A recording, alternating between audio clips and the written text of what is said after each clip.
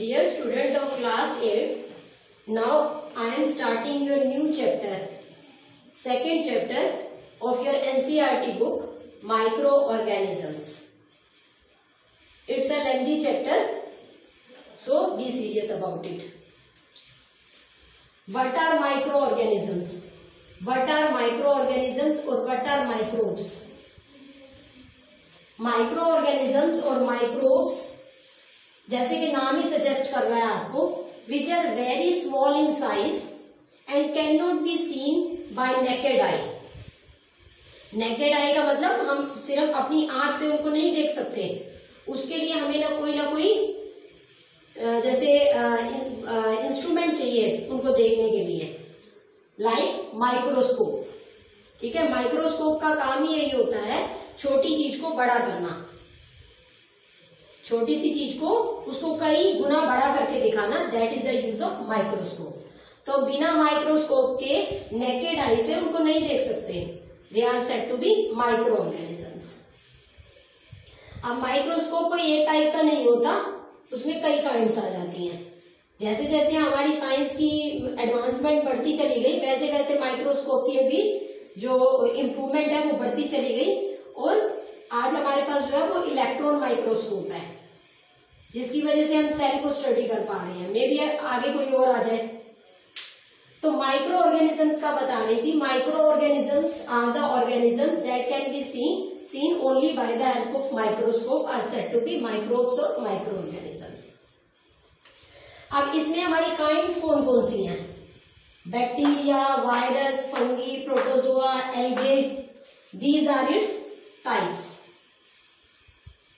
अब इसमें जो मेरा वायरस है ये बिल्कुल यूनिक है. अब वायरस मेरा यूनिक क्यों है? वायरस मेरा इसलिए यूनिक है क्योंकि अगर एनवायरनमेंट में देखोगे ना तो आप लोगों के लिए कोई एग्जिस्टेंस नहीं है उसकी, वो डेड है. उसकी अपने आप में कोई एग्जिस्टेंस है ही नहीं. ठीक है, उसका ना तो कोई अपना सेलुलर एपरेटस है.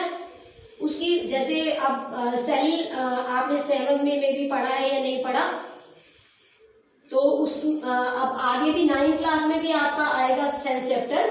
ठीक है, तो सेल चैप्टर में हम यही बताते हैं कि सेल में जो है वो अलग अलग टाइप की बॉडीज होती है, ऑर्गेनेलीज होती है, जो उसको काम करने में हेल्प करती हैं. ठीक है, लेकिन वायरस एक ऐसा माइक्रोब है, एक सिंगल ऐसा माइक्रोब है जिसकी अपनी कोई भी सेलुलर एपरेटस, सेलुलर बॉडी है ही नहीं. ठीक है, वो बाहर एनवायरनमेंट में बिल्कुल डेड है. ठीक, अब आजकल आप वैसे ही सुनने में आ रहा होगा आपको corona virus, corona virus. Daily आप न्यूज सुनते हो सुबह से लेकर रात तक. आप घर भी किस लिए बैठे हो? Corona virus. हम लोग भी घर क्यों बैठे हैं? इसी वजह से, क्योंकि ये स्प्रेड हो चुका है. तो आप न्यूज में भी डेली सुनते होगे कि कोरोना वायरस जो है वो, असल में वायरस भी कोई एक टाइप का नहीं होता.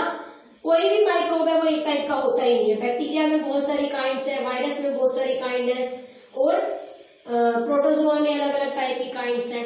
और कुछ तो ऐसी हैं जो भी हमने स्टडी ही नहीं की. अब जैसे आपने सुना कि कोविड-19 जो है वो एक ऐसा, कोरोना में भी कोरोना वायरस है. कोरोना वायरस भी कोई एक टाइप का वायरस नहीं. तो इतनी ज्यादा इनकी वैरायटी है कि कुछ को अभी हम जान ही नहीं पाए हैं. ठीक है, तो वायरस अब यूनिक क्यों है? वायरस की यूनिकनेस इस वजह से है क्योंकि एनवायरनमेंट में तो वो बिल्कुल डेड है, उसकी कोई एग्जिस्टेंस ही नहीं है. लेकिन जैसे ही उसको कोई होस्ट बॉडी मिलती है, जैसे ही कोई होस्ट बॉडी मिलती है वो उसके अंदर एंटर कर जाता है. होस्ट बॉडी का मतलब क्या है? जैसे वो किसी भी ह्यूमन में चला गया, बाय एयर, बाय वाटर, किसी भी तरह से, है ना, वो बॉडी के अंदर एंटर कर गया. अब वो बॉडी के अंदर एंटर कर गया तो उसको एक होस्ट मिल गया, मतलब उसको अपने आप को मल्टीप्लाई करने के लिए एक बॉडी मिल गई, क्योंकि हमारी बॉडी सेल से बनी हुई है. अब वो किसी भी सेल में जाकर अपना सेटल डाउन हो जाएगा, मतलब अपने आप को फूड वगैरह वहीं से लेगा और खुद को मल्टीप्लाई करता चला जाएगा. क्यों? क्योंकि उसको सब कुछ मिल गया. उसके पास जो सेलुलर बॉडी ठीक से एग्जिस्ट नहीं कर रही थी वो भी उसको मिल गई. ठीक है ना, और क्योंकि उसके पास अपनी कोई सेलुलर एपरेटस है नहीं तो वो भी मिल गया और फूड वगैरह भी मिल गया. वो अपने आप को मल्टीप्लाई करता चला जाएगा, सेल टू सेल फैलता चला जाएगा. जो जिस बॉडी के अंदर गया उस बॉडी के सेल्स को डैमेज करेगा, खुद को मल्टीप्लाई करेगा, तो डिसीज कॉज हो जाएगी.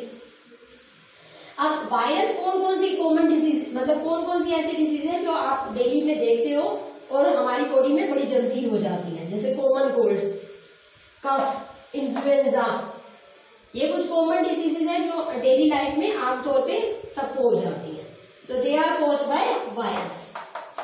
ठीक है, अब अगर हम इसकी सीरियस डिसीजेज पे चले जाएं, तो ये सीरियस डिसीजेज जो है इसकी वो कौन सी है, पोलियो एंड चिकन पॉक्स, ये भी हमारी कौन सी है, कॉज्ड बाय वायरस। ठीक है, ऐसे बैक्टीरिया है, बैक्टीरिया भी टाइफाइड कोज करता है, टाइफाइड बहुत कॉमन डिसीज है, आपने सुना होगा। ट्यूबरक्लोसिस हो गई, बैक्टीरिया की वजह से होती है। ऐसे प्रोटोजोआ कौन सी डिसीज कोज करता है, डायसेंट्री एंड मलेरिया। ठीक है, तो ये अलग अलग माइक्रोब्स जो है वो हमारी बॉडी के अंदर अलग अलग डिसीजेस को कोज करते हैं। ठीक, अब इनमें से कुछ, अब आपको फंगस का एक एग्जांपल देती हूँ, बहुत ही इजी एग्जांपल फंगस का, that can you see them on bread by the help of microscope, या फिर एक बिल्कुल सिंपल माइक्रोस्कोप आता है जो कि इजिली अवेलेबल होता है इन द मार्केट, छोटा सा, ठीक है, जो चीज को थोड़ा सा बड़ा करके दिखाता है, मल्टीप्लाई करके दिखाता है, तो वो उसकी हेल्प से भी हम ब्रेड को देख सकते हैं। और ब्रेड के ऊपर जो ग्रीन कलर का क्रिएट होता है, जब भी कोई ब्रेड खराब हो जाती है तो उसके ऊपर एक फंगस ग्रो कर जाता है। ठीक है, उसको हम बोल देते हैं ब्रेड मोल्ड। क्या बोल देते हैं, ब्रेड मोल्ड, उस फंगस का नाम है। ठीक है, अगर आपने करके देखना हो तो घर में भी करके देख सकते हो। एक ब्रेड ले लो, उसको थोड़ा सा गीला कर लो, वेट कर लो, गर्मी के दिन है, बड़ी जल्दी ही फंगस ग्रो कर जाएगी। एयर के अंदर फंगस पहले से ही प्रेजेंट होती है। अब उसको एक ऐसी जगह पे रख दो जहां से थोड़ी सी गर्मी आ रही है, मतलब सनलाइट आ रही है, वार्मथ आ रही है। ठीक है, गीला कर दिया और वहां रख दिया जहां से सनलाइट एंटर कर रही है आपके घर में, जैसे विंडो वगैरह के पास।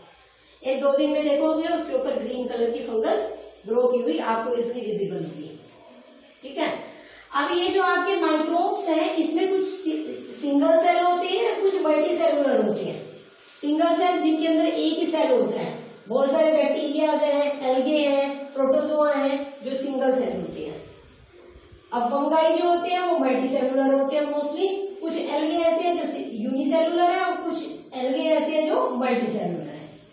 तो ये जो माइक्रोब्स है ये मल्टी सेलुलर होने पर भी हमें नेकेड आई से नहीं दिखते, क्योंकि ये इतने ज्यादा नहीं होते, मतलब बहुत ज्यादा बड़े नहीं होते। ठीक है, तो भी हमें माइक्रोस्कोप की जरूरत पड़ती है टू सी देम। अब जैसे फंगस है, ये तुम्हें क्लियर दिख जाएगी, मतलब ग्रीन कलर दिख जाएगा, उसके ऊपर ब्रेड खराब हुई होती दिख जाएगी, ब्रेड मोल्ड दिख जाएगा। लेकिन उस ब्रेड मोल्ड में है क्या चीज, उसका स्ट्रक्चर कैसा है, उसको देखने के लिए फिर माइक्रोस्कोप चाहिए। ठीक, अब ये जो माइक्रो ऑर्गेनिजम्स हैं ये रहते कहां पर है, where do micro organisms live. Micro organisms बेटा हर जगह है। It can be present in the air, it can be present in hot springs, it can be present in the desert, it can be present in the marshy area. Marshy area जो दलदल सी जगह होती है, पानी में बहुत ज्यादा मिट्टी वगैरह, पानी वाली जगह पे मिट्टी जो होती है वो दलदली सी जगह होती है, वहां पर भी प्रेजेंट होता है। Means it is present everywhere, ये कहीं भी प्रेजेंट हो सकता है। It can be present in water, it can B water में भी, कोल्ड वाटर में भी प्रेजेंट हो सकता है, हॉट वाटर में भी प्रेजेंट हो सकता है। तो इसकी एग्जिस्टेंस एवरीवेयर है। ठीक है, any microbe can be present at any place. Clear. अब माइक्रोब जो होते हैं वो हमेशा हमारे लिए हार्मफुल नहीं होते, ये कई बार हमारे लिए यूजफुल भी होते हैं। ठीक है, microbes are not always harmful to us, there are some microbes which are very useful to us. इसका एक एग्जांपल मैं आपको देती हूँ। आपको मैंने क्रॉप प्रोडक्शन में भी बताया था, राइजोबियम बैक्टीरिया। राइजोबियम बैक्टीरिया क्या करता है, राइजोबियम बैक्टीरिया एयर में से नाइट्रोजन को लेता है और उसे नाइट्रेट और नाइट्राइट फॉर्म में कन्वर्ट करके, यूजेबल फॉर्म में कन्वर्ट करके सॉइल का पार्ट बना देता है। ठीक है, राइजोबियम बैक्टीरिया एक ऐसा बैक्टीरिया है जो एयर में से नाइट्रोजन लेके उसे यूजेबल नाइट्रोजन में कन्वर्ट कर देता है, यूजेबल कंपाउंड्स में कन्वर्ट कर देता है, like nitrate and nitrite form. तो ये हमारे लिए क्या हो गया, अगर ये ना हो तो क्या प्लांट्स प्रोटीन मैन्युफैक्चरिंग कर पाएंगे? नहीं कर पाएंगे। तो प्लांट की प्रोटीन मैन्युफैक्चरिंग के लिए ये यूजेबल कंपाउंड्स में कन्वर्ट होना बहुत जरूरी है। ठीक है, आपको क्रॉप प्रोडक्शन में आपका आया था कि जैसे अब क्रॉप प्रोडक्शन में आया था, ये इतना ध्यान में नहीं है, बट स्टिल मैं तुम्हें बता दूं कि जैसे कई डेड एंड डिकेइंग मैटर जो होता है हमारा, जो हमारा प्रेजेंट होता है इन द सॉइल, जैसे कोई एनिमल डेड हो गया, कोई प्लांट डेड हो गया, तो सॉइल के अंदर ही कुछ माइक्रोब्स ऐसे हैं, कुछ बैक्टीरिया ऐसे हैं जो उसको धीरे धीरे डिकम्पोज कर देते हैं। They are said to be decomposers, आप पढ़ चुके हो। ठीक है, they are said to be decomposers, जो उसको कन्वर्ट करके सॉइल का ही पार्ट बना देते हैं, जिससे क्या होता है, सॉइल की फर्टिलिटी इंप्रूव होती है। ठीक है, तो सम बैक्टीरिया क्या करते हैं, एक तो वो सबसे पहले हमारे एनवायरनमेंट को क्लीन करते हैं, एनवायरनमेंट को क्लीन भी कर देते हैं, और साथ में क्या कर देते हैं, हमारी सॉइल की फर्टिलिटी को इंक्रीज कर देते हैं, and increase the soil fertility.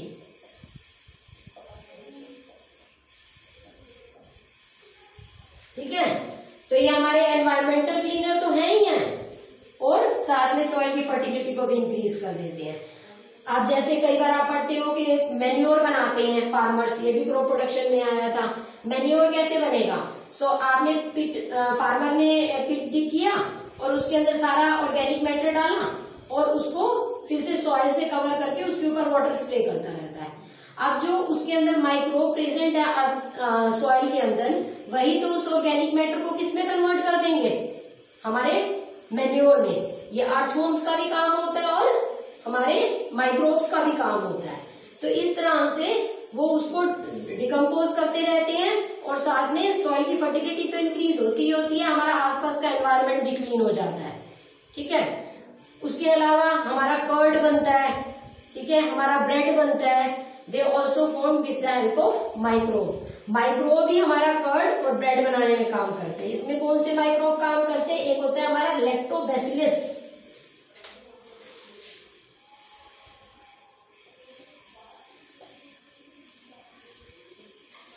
Lactobacillus हमारा एक ऐसा बैक्टीरिया है जो हमारे मिल्क को कर्ड में कन्वर्ट कर देता है।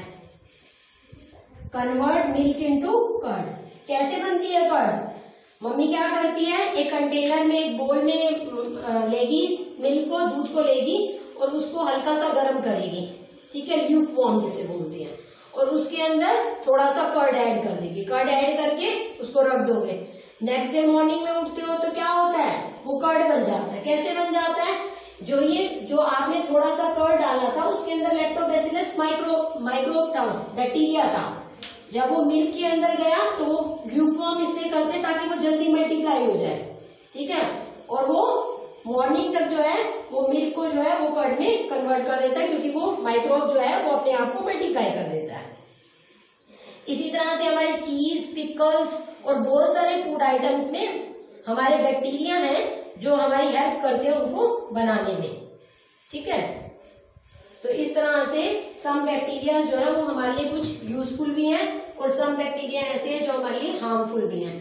फर्दर का जो लेक्चर है, मैं आपको फर्दर का जो है इन्फॉर्मेशन इसके आगे जो है वो मैं नेक्स्ट लेक्चर में दूंगी।